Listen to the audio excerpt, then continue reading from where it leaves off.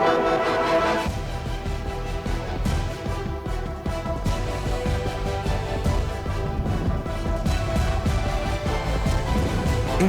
Voice, आपकी सोच, आपकी आवाज।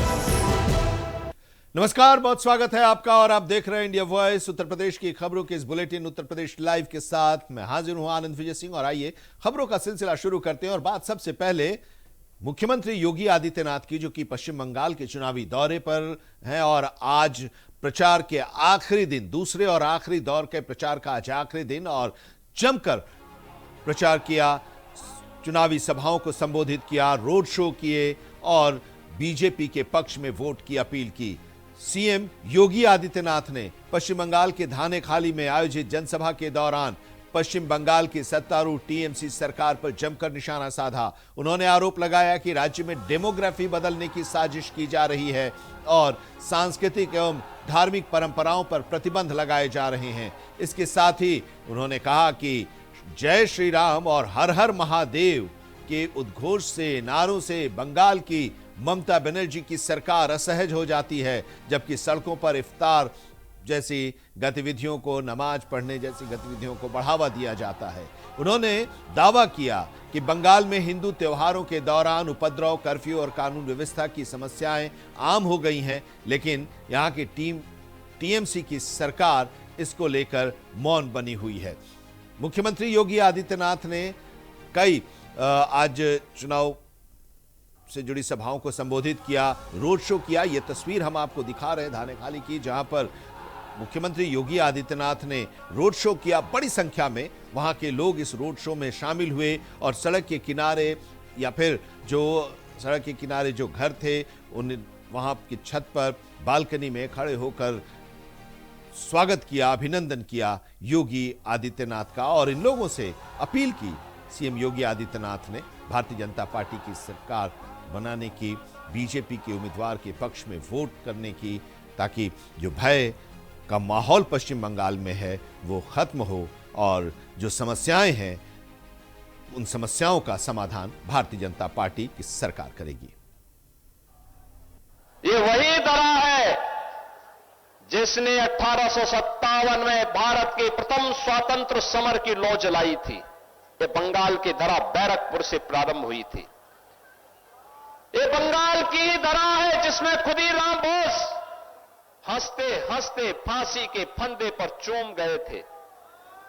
और ये बंगाल की दरा है जिसने 1905 में बंगाल विभाजन का विरोध करते हुए स्वदेशी का नारा पूरे भारत को दिया था।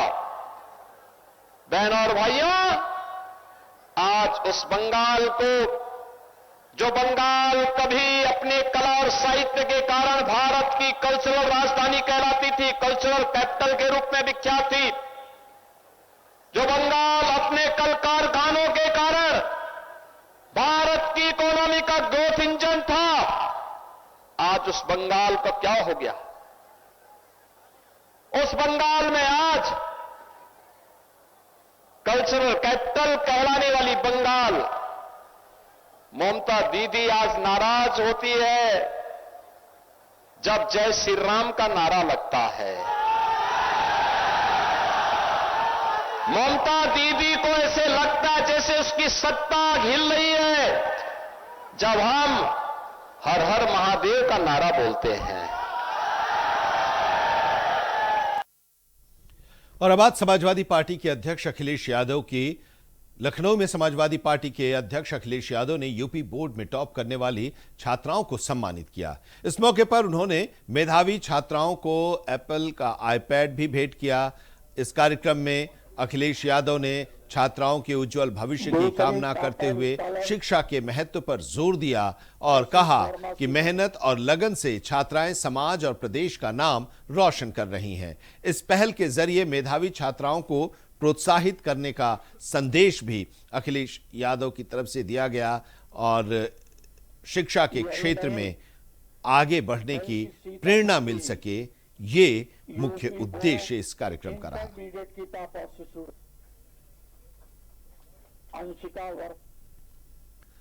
समाजवादी पार्टी के अध्यक्ष अखिलेश यादव ने प्रदेश की सरकार को लेकर एक प्रेस कॉन्फ्रेंस भी की और उसमें सरकार पर आरोप भी लगाए, कानून व्यवस्था और महिलाओं की सुरक्षा को लेकर उत्तर प्रदेश की बीजेपी सरकार पर निशाना साधा और कहा कि प्रदेश में महिलाओं के खिलाफ सबसे ज्यादा घटनाएं हो रही हैं, सरकार आरक्षण के मुद्दे पर गंभीर नहीं है। अखिलेश यादव ने कहा कि महिला आरक्षण बिल पास होने के बावजूद इसे लागू नहीं किया जा रहा है। उन्होंने आरोप लगाया कि बीजेपी पीडीए समाज के साथ खड़े होने से रोकना चाहती है और उन्होंने ये भी घोषणा की कि गाजीपुर में पीड़ित परिवार को समाजवादी पार्टी 5 लाख रुपए की आर्थिक मदद देगी और एक प्रतिनिधिमंडल भी वहां पार्टी की जाएगी। बीजेपी नहीं चाहती कि हम पीडीए समाज के लोगों के साथ खड़े हों, उनको न्याय दिलाएं। सुना है बहुत सारे कानूनी और न जाने क्या क्या हो रहा है वहां पर कि कोई आ ना पाए। वहां पर कुछ नई धाराएं लग गई वहां पर, अभी कागज हम तक नहीं पहुंचा है। जब बीजेपी वाले खुद नहीं आगे कर पा रहे कुछ, तो दूसरों से पत्र लिखवा रहे हैं उनके पीछे छिप करके। लेकिन हम लोगों ने तय किया है कि उस परिवार की 5 लाख की मदद करने का हम लोग काम करेंगे। विश्वकर्मा समाज ने कुछ पैसा जोड़ा है, कुछ पार्टी ने जोड़ा है।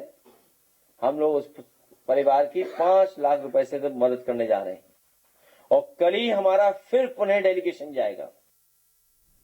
मुरादाबाद के मझौला थाना क्षेत्र के मानसरोवर कॉलोनी में उस वक्त हड़कंप मच गया जब एक खड़ी कार में अचानक आग लग गई और देखते ही देखते आग ने पूरी कार को अपनी चपेट में ले लिया और कुछ ही मिनटों में यह वाहन जलकर खाक हो गया। इस घटना की सूचना मिलने के बाद फायर ब्रिगेड की टीम पहुंची। कड़ी मशक्कत के बाद उस आग पर काबू पाया जा सका, लेकिन तब तक कार पूरी तरह से जल गई थी और अच्छी बात यह रही कि इस हादसे में कोई भी हताहत नहीं हुआ है। फिलहाल आग कैसे लगी इसके बारे में जांच की जा रही है।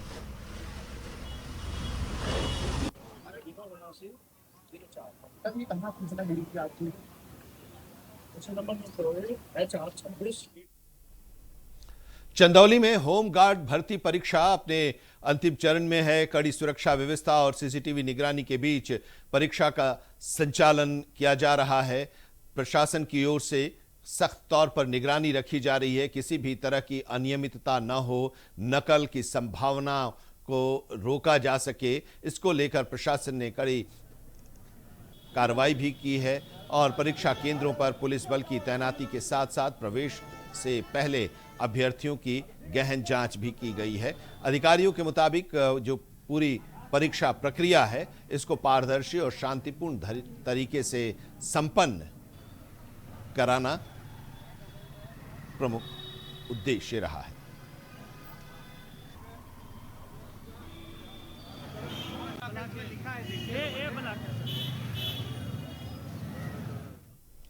समाजवादी पार्टी के अध्यक्ष अखिलेश यादव ने शिक्षा और सामाजिक सौहार्द को लेकर कहा कि अलीगढ़ मुस्लिम यूनिवर्सिटी और बीएचयू जैसी पुरानी संस्थाओं ने देश को कई महान हस्तियां दी हैं और समाज में उनका विशेष सम्मान है। अखिलेश यादव ने कहा कि उन्हें प्रोफेसरों से मिलने का अवसर मिला और ऐसे लोग हिंदुस्तानियत की भावना को मजबूत करते हैं। अखिलेश यादव ने जोर देकर कहा कि सच्ची हिंदुस्तानियत वही है जिसमें सभी लोग मिलजुल कर और सद्भाव के साथ रहें।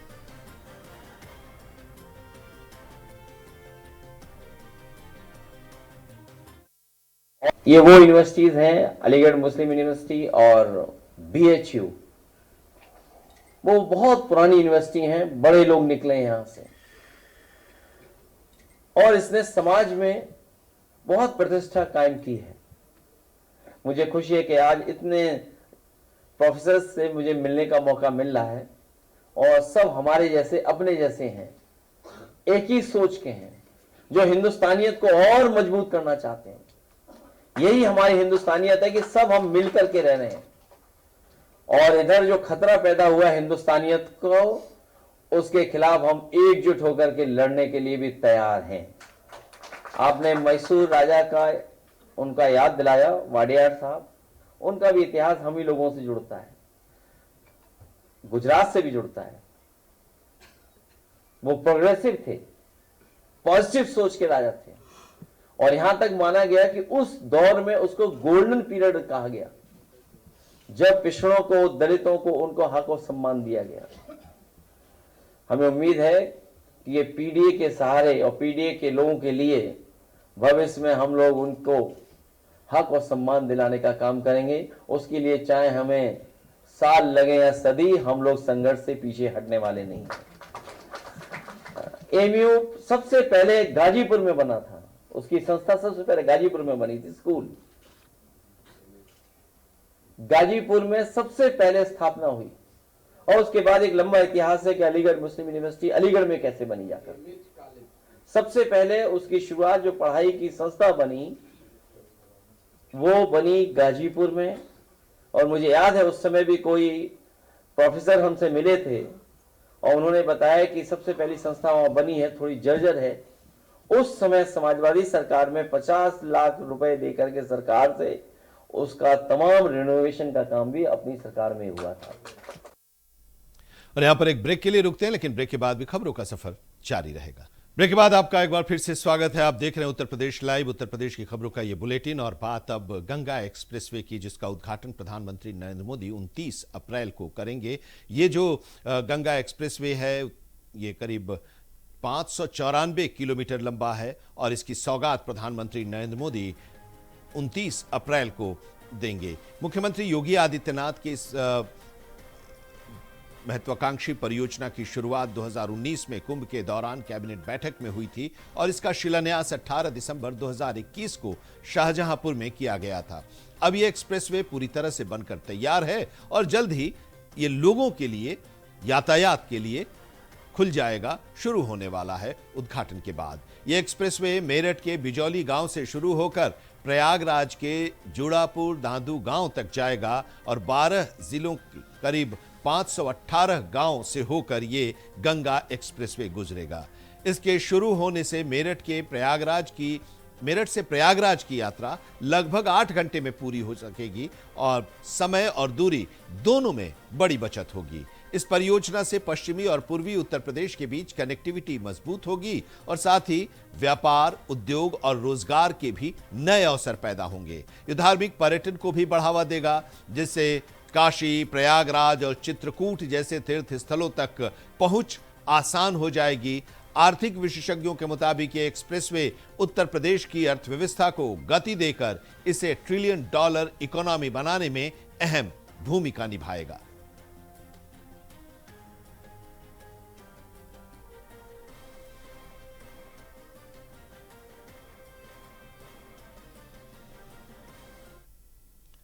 उनतीस अप्रैल को प्रधानमंत्री नरेंद्र मोदी इसे राष्ट्र को समर्पित करेंगे। बड़े इंफ्रास्ट्रक्चर प्रोजेक्ट को देश को समर्पित करेंगे। इसकी लंबाई कुल 594 किलोमीटर है और सबसे बड़े और महत्वपूर्ण एक्सप्रेसवे प्रोजेक्ट्स में यह शामिल है। यह परियोजना न केवल तेज यातायात सुविधा को बढ़ाएगी, बल्कि क्षेत्रीय विकास और औद्योगिक कनेक्टिविटी को भी नई दिशा देगी। सरकारी स्तर पर इसे रणनीतिक योजना का अहम हिस्सा माना जा रहा है। तो हम आपको ये बता रहे हैं इस एक्सप्रेसवे की खासियत के बारे में कि ये जो एक्सप्रेसवे है इसको लेकर काफी चर्चाएं भी हुई और ये महत्वाकांक्षी परियोजना उत्तर प्रदेश के मुख्यमंत्री योगी आदित्यनाथ की, और अब यह बनकर तैयार है। 29 अप्रैल को प्रधानमंत्री नरेंद्र मोदी इसे राष्ट्र को समर्पित करेंगे।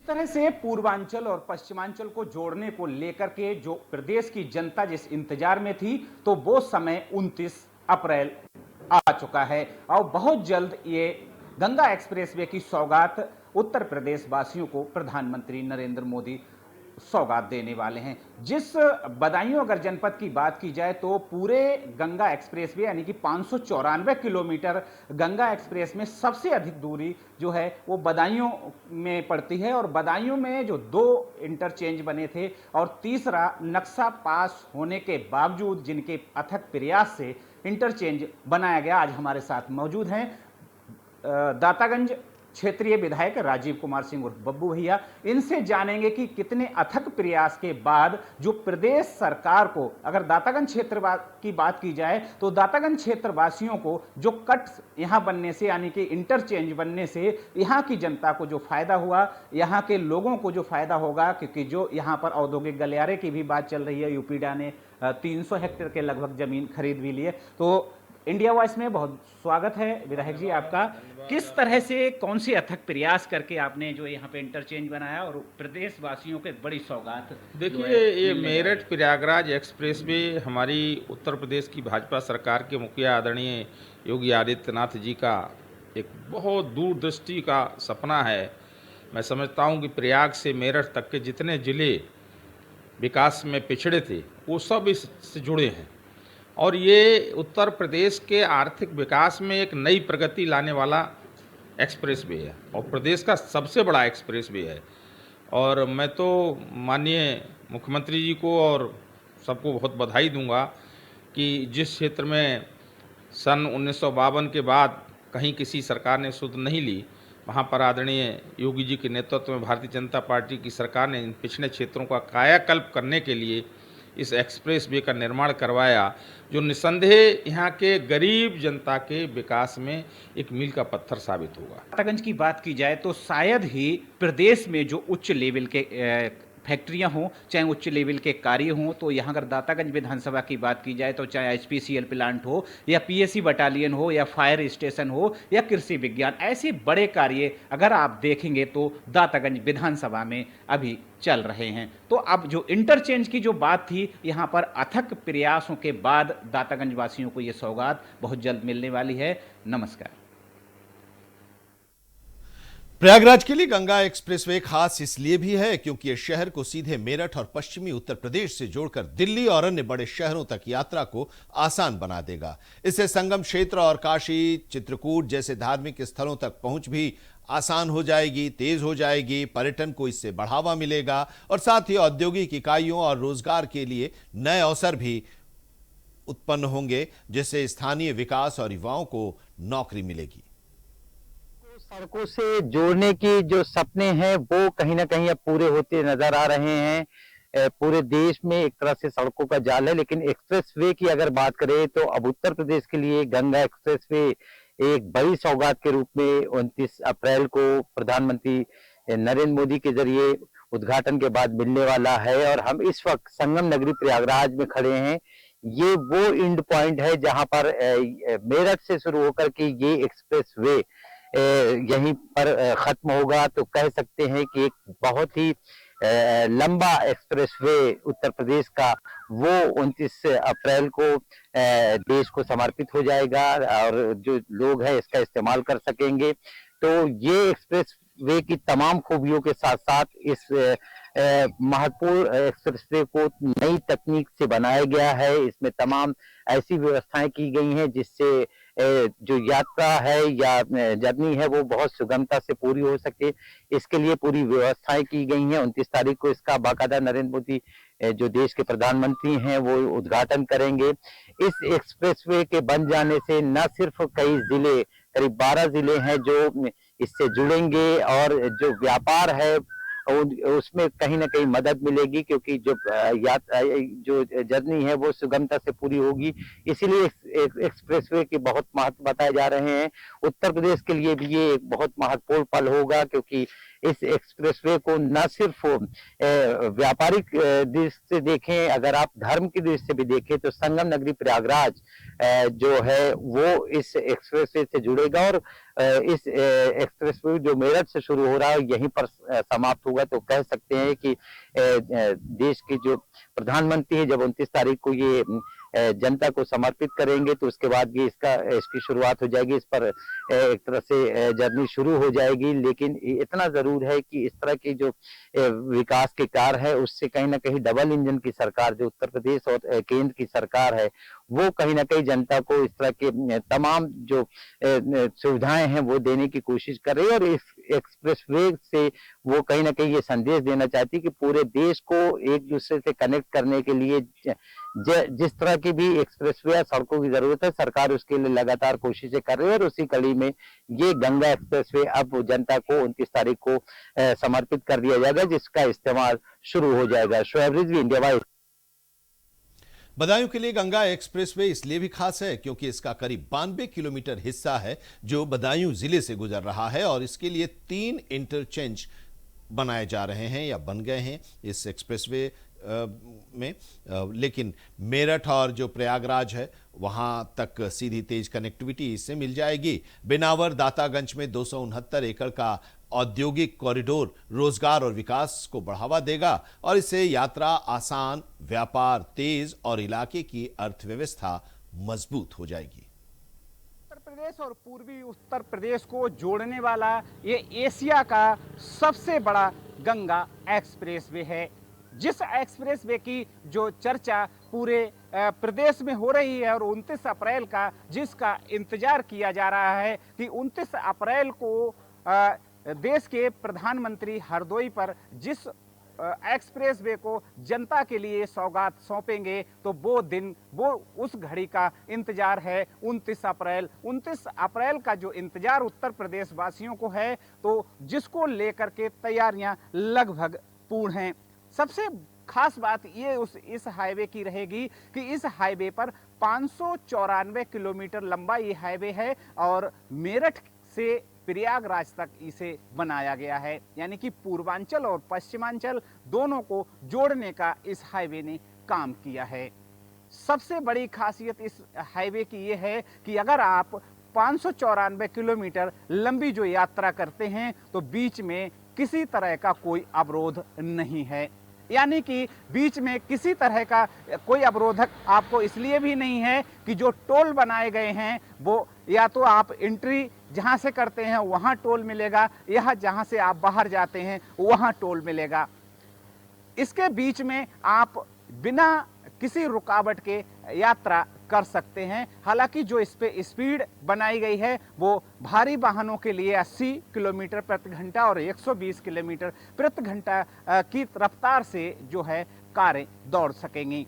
हालांकि अगर सुरक्षा की बात की जाए तो लगभग 2 महीने से सुरक्षा व्यवस्था को देखते हुए इस पर ट्रायल चल रहा था। जगह जगह जो पॉइंट थे उनकी चेकिंग की जा रही थी। हर पॉइंट की जो है बड़ी बारीकी सी जांच की गई है और इस पर अभी विदेशी एक कंपनी ने भी ट्रायल किया था कि जो है जापान की जो कंपनी थी कि इस एक्सप्रेसवे पर आप कितनी भी स्पीड से यदि चलते हैं तो कोई अवरोध नहीं होगा। हालांकि 594 किलोमीटर का जो रास्ता है वो मात्र 7 घंटे में आप तय कर सकते हैं।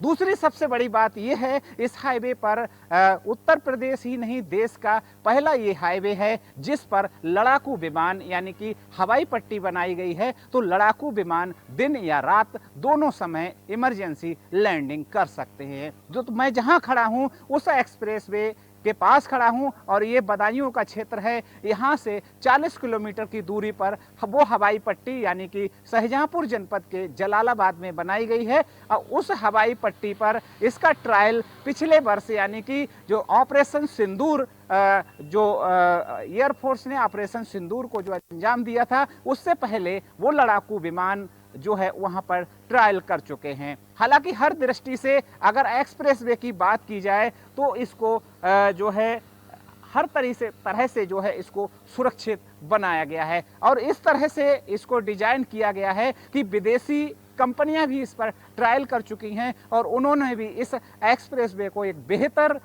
जो है अपने बेहतर मानकों में इसको रखा है। उत्तर प्रदेश के इस बुलेटिन उत्तर प्रदेश लाइव में अभी इतना ही, लेकिन देश और दुनिया की तमाम अहम खबरों के लिए आप जुड़े रहिए इंडिया वॉइस के साथ।